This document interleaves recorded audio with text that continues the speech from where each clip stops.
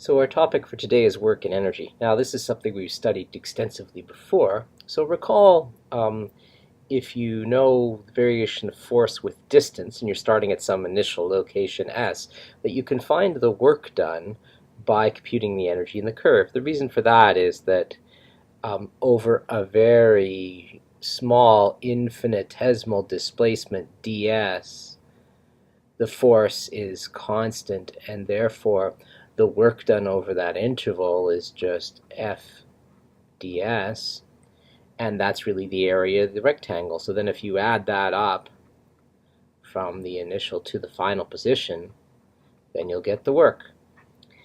Now, this works fine in one-dimensional cases.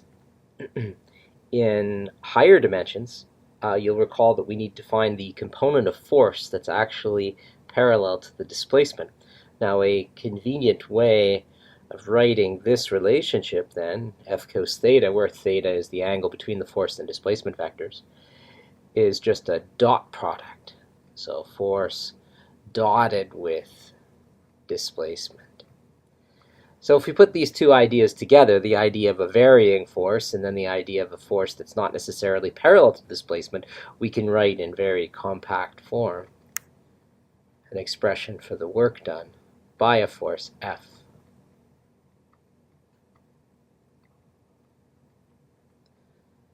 It's adding up force dotted with infinitesimal displacement along a path. So as a for instance, here's a force varies linearly with displacement acting on a 4-pound mass. So this will be in imperial units. We want to find the work done in a one-dimensional displacement from 0 to 5 feet. So the force is positive over this range of s's.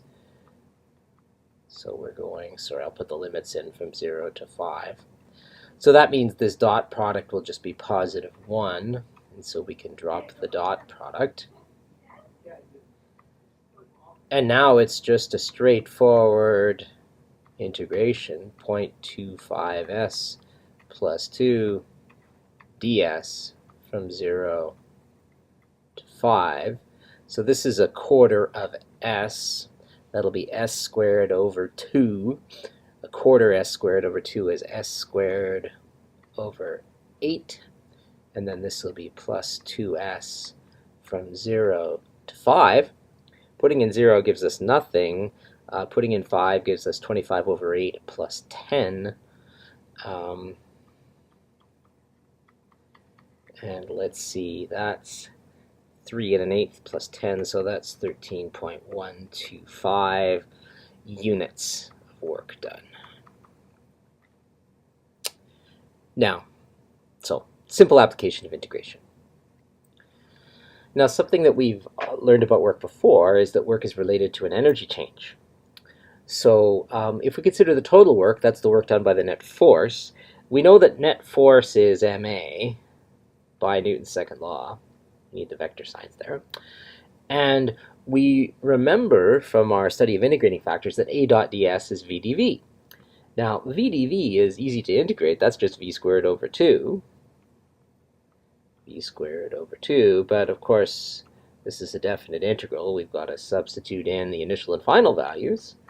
So that gives us m v final squared over 2 minus m v initial squared over 2. And we notice that that is the change in kinetic energy. So this is the work-energy theorem. The total work done by all forces is the change in kinetic energy.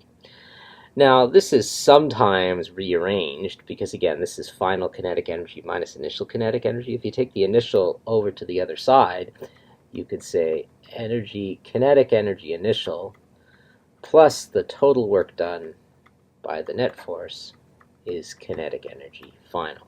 And we'll have a slightly different version of that a little later on. So this is the work-energy theorem.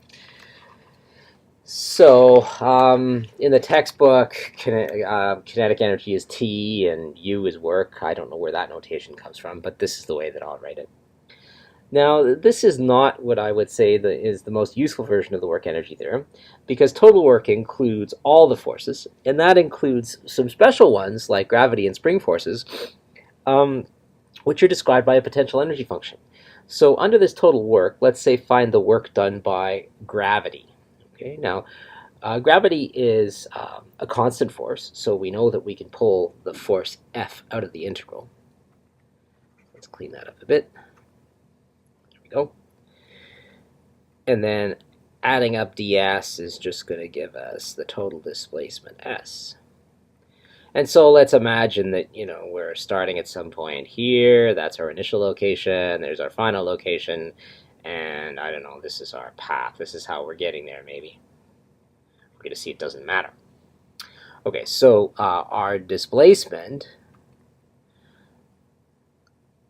our s vector, is going to be from there to there, right? That'll be s. And we are going to assume that we're looking at this from the side view, right? So that gravity is in the negative y direction. That y-axis points straight up.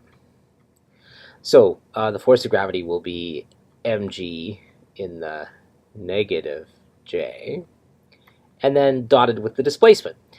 Now, the displacement's going to have two components, okay? There's going to be an x component and a y component. So here is the x component of displacement. We'll call that sx. And here's the y component of displacement. We'll call that sy. And let's go back to normal now. Okay, so our displacement vector s is sxi plus syj.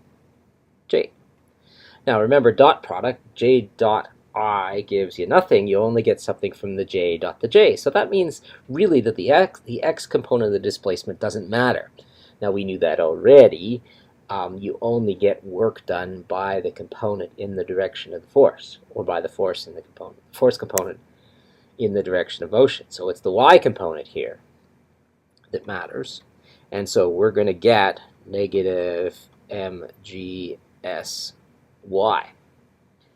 Now that sy, this is the y displacement, right? If you think of this as being like the initial y coordinate, and this as being the final y coordinate, measured along the y-axis here,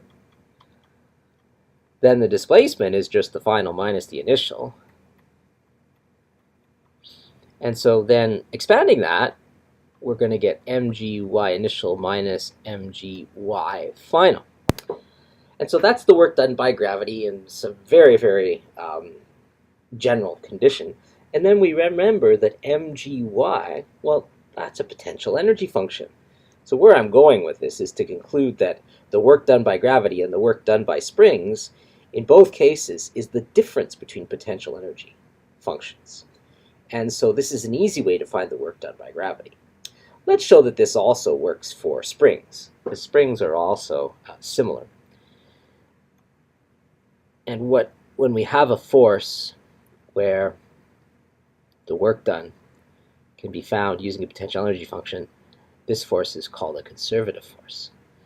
And we'll see that, write that down on the next page. Okay, so let's imagine that we've got a mass on a spring, and we've pulled it to the right of equilibrium. So there's going to be a restoring force back towards equilibrium, so that'll be the force. And let's imagine that we're still extending it a little bit more.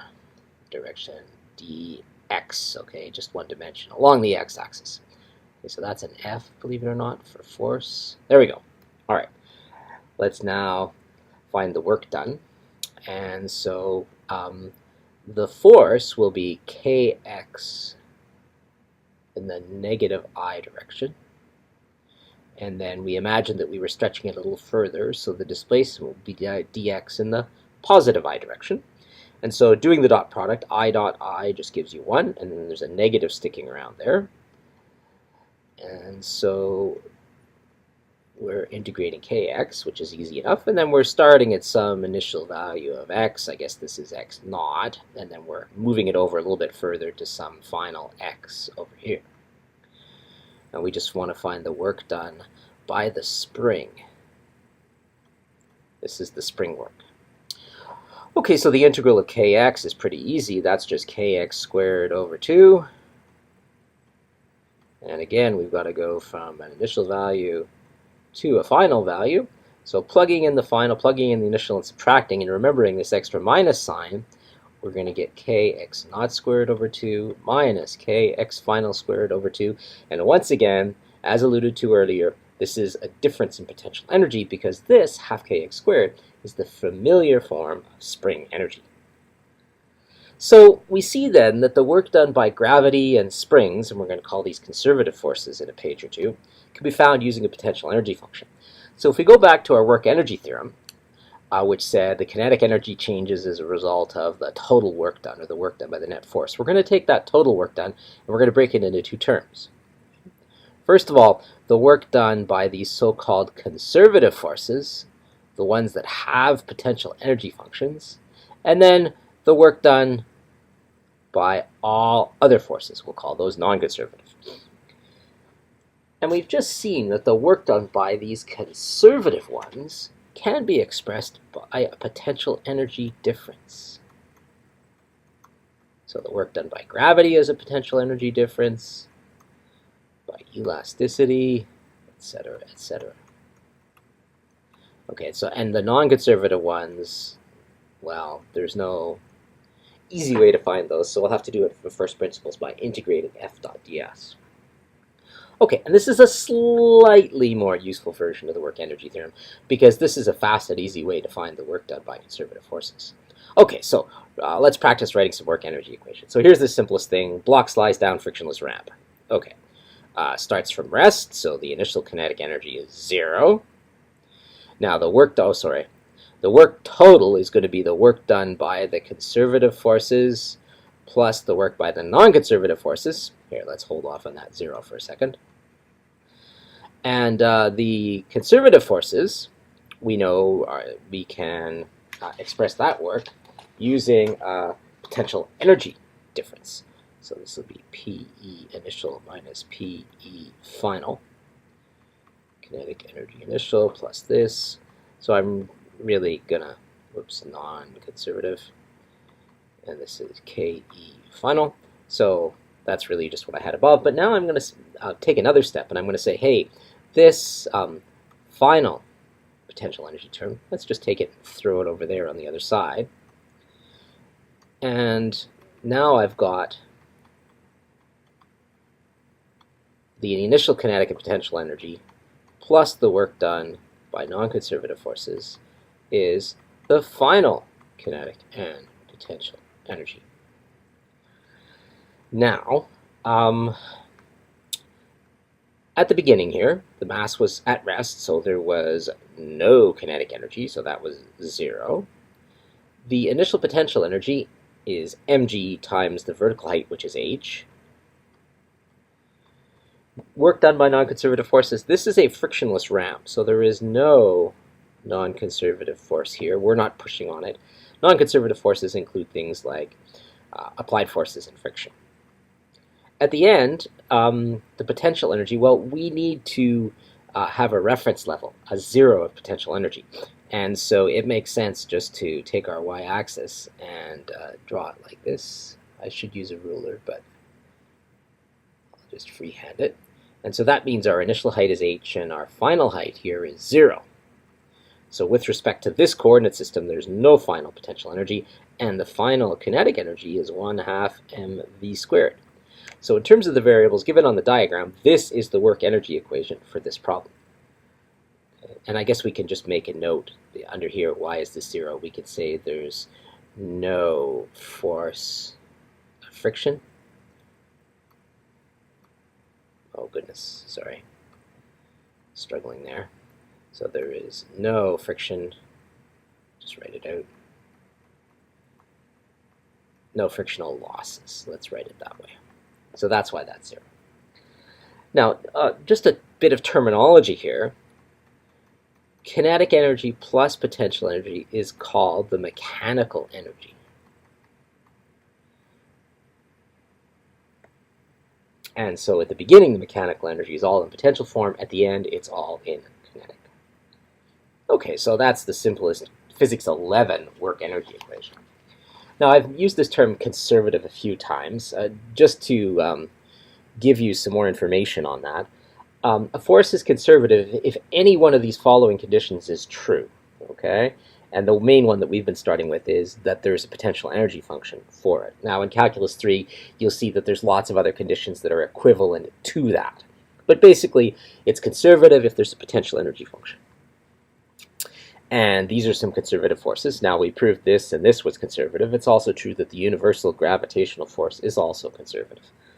Non-conservative ones, that's you pushing on the block or a frictional force.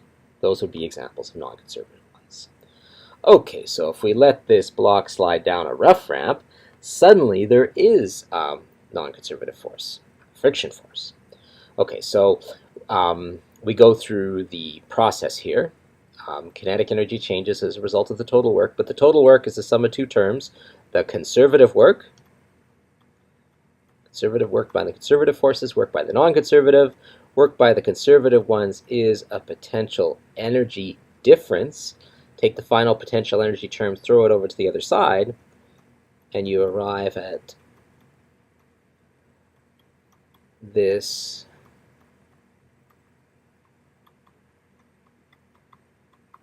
second version of the work energy theorem, which says that mechanical energy changes as a result of non-conservative work.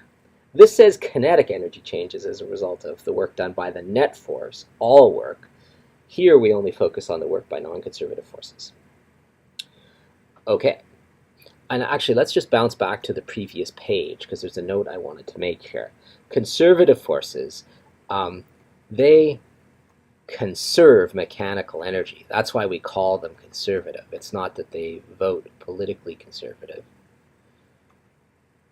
It's that when you have conservative forces, there's no change in mechanical energy. Non-conservative forces are the ones that change mechanical energy.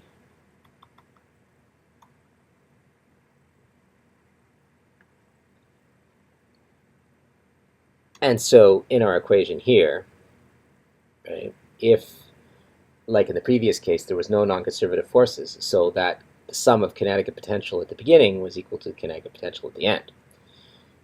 Here in this second example, there is a non-conservative force. It's friction work, and we need to come up with an expression for the friction work.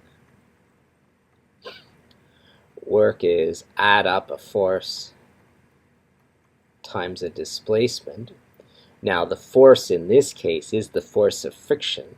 The force of friction will be up the ramp. Displacement is down the ramp.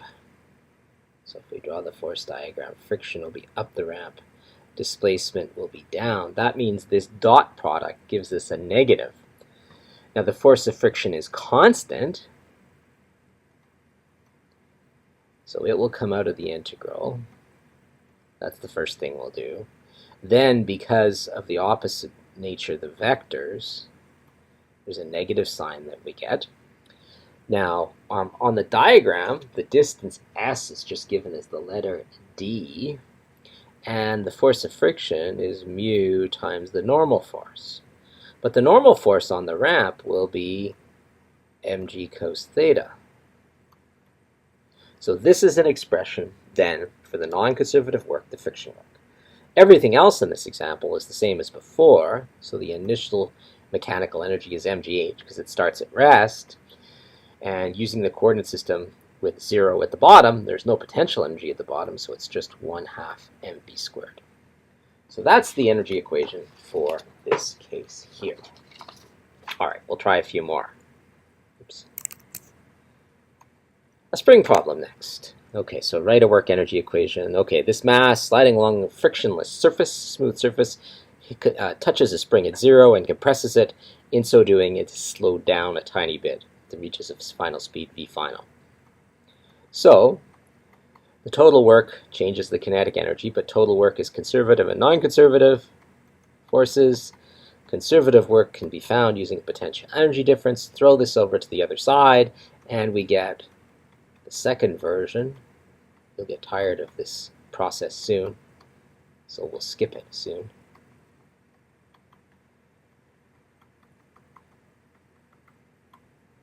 And so this says mechanical energy changes if there's non-conservative forces. Now, there's no non-conservative forces here because there's no applied forces or friction. In terms of the initial mechanical energy, it's moving at the beginning. There's kinetic energy. We have not yet compressed the spring, so there's no elastic energy. We're still moving at the end, and we've compressed the spring. So we've slowed down a bit, we've lost some kinetic energy, we've gained some elastic energy, but the total mechanical energy is conserved, is constant, because there's only conservative forces in this case. All right, at this point you say, geez, are we going to rewrite this every single time? Like, are we going to go through this algorithm where we say, okay, total work is two things, and this conservative component, we can find that easily using a potential energy difference? No, let's just not do that anymore, okay? Let's just jump straight to the chase where we say mechanical energy, the sum of kinetic and potential, changes if there's non-conservative work, okay? So let's just agree to use this from now on. And kinetic energy plus potential energy is mechanical energy. Okay, so a few notes. W stands for work. You add up the force dotted with small displacements. If the force is constant, it comes out of the integral. If the force happens to be a conservative force, then it's a potential energy difference. Hurrah. Okay, it's time for you to try one. Let's do that last example with the surface now being rough, friction coefficient of mu. So pause the video and use this new version of the work energy theorem to write a work energy equation. Okay. Pause, take 30 seconds, write the energy equation now. Okay, so hopefully you reasoned as follows. So the initial kinetic energy, it is moving, so that's 1/2 mv initial squared. There's no spring energy at the beginning. The final mechanical energy is still as it was in the previous example. Okay, so those terms are all the same. What's different is the non-conservative work, and so that's going to be adding up force dotted with the small displacement. It's a friction force. So the force is constant, it comes out of the integral, so it's force dot displacement. They're opposite, so it's negative friction force times distance. The friction force is mu Fn, Fn is mg. Now, here's the tricky point that people sometimes get wrong. What is the distance? Well, you've got to give the total distance, d plus x, where d and x are both assumed to be positive in this case. Okay, so that could be a spot where you made a mistake if you didn't use the correct total distance. Other than that, it pretty makes sense. Okay, work done by friction is a force times a distance. Okay, so these are easy enough, but you've got to be careful. Here's another one where you really have to be careful. I love this question. Okay, drop a mass on a spring. Boom, the spring compresses a little bit, comes to rest. The mass comes to rest momentarily. Okay, so we'll use this new version of the work energy theorem, kinetic and potential energy. So at the beginning, clearly there's potential energy, right? And no kinetic energy. So there's just initial potential energy, no non-conservative forces. At the end, it's at rest. There's no kinetic energy, and there's potential energy. Well, let's just add a little subscript here, right? There's spring energy at the end, and the initial is gravitational energy, right? So you're going from mgh to 1/2 kx squared. Okay, so 1/2 kx squared, and the initial potential energy is mg times d. All right, that equation, although it looks appealing, is incorrect. Why? Because we didn't consider a coordinate system. Here, I'll actually use the ruler in this case, just to try and draw it nicer for us. Okay, so coordinate system. Well, makes sense to put our 0 at the lowest point, so that'll be right here. If you do that, so if you say this is 0, then this initial launch position isn't height d, it's x plus d. Okay, now that distance x may be very small in practice. It depends on the stiffness of the spring, but it's still there. So the correct energy equation, oh, that's horrible. It's try that again. Got to write really slow with this tablet. Is to say the initial height is d plus x. Okay, because this is our zero of height. We have to consider the coordinate system there. That's definitely tricky, and that catches people up all the time. All right, so now you try this one, keeping that in mind. It's the same problem, except now we're letting it slide down a frictionless ramp. Contacts a spring, okay, and then the mass compresses the spring a distance x. So 4 meters to hit the spring, and then another distance x after. So pause the video and try that now. Okay, so hopefully you reasoned as follows, that we're starting again with height energy and we're ending with elastic energy, half kx squared. The spring's compressed by distance x. And then once again, for the height, well, there's two things here. First of all, you're going to have to use trig, right, because this is the height over here. And second of all, you're going to need to consider a coordinate system. So if we draw our coordinate system sort of starting here from the very lowest point, right there, then this height right here is a sine theta component, but the hypotenuse isn't 4, it's 4 plus x.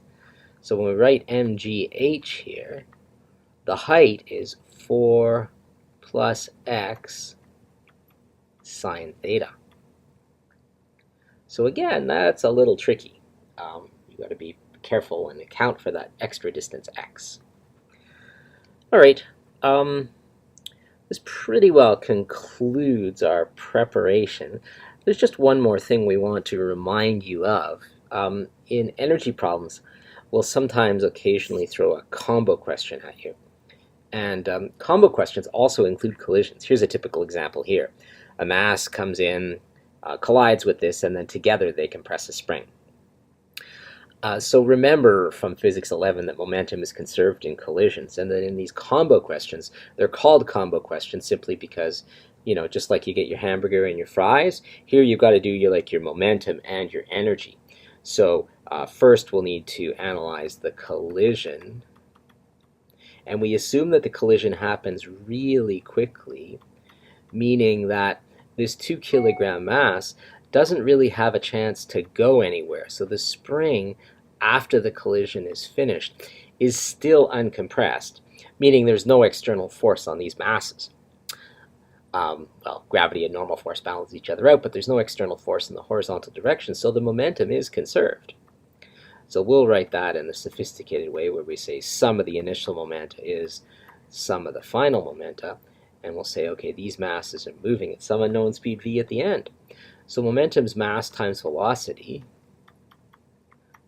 This mass starts off at rest, so it has no momentum. And here this is like a combo mass of 7 kilograms going at some unknown speed v. So you can then solve that for the unknown speed v. And it's, so it's 30 over 7. Let's see what that is. 30 over 7, it's 4.286. Okay, so that's the first thing that happens. After that collision, right, these two masses moving together compress the spring a total distance x. So for the spring part, we'll apply energy conservation, because now you've got these two masses moving at speed v, and again, it hasn't gone anywhere, so the spring's still at 0. And then they're going to compress the spring a certain distance x as they're brought to rest. So here, maybe I'll draw that in a different color. Okay, so here is my origin. That's where the spring compression started, and it's going to go up to a distance x. And these are point masses, so all the mass is assumed to be concentrated at the point x. So this problem, very simply, is just an application now of the work energy theorem, this more compact version we were using. Although you can use that kinetic energy plus total work equals final kinetic energy. That's certainly correct. Okay, so here at the beginning we only have kinetic energy of the combo. There's no energy in the spring.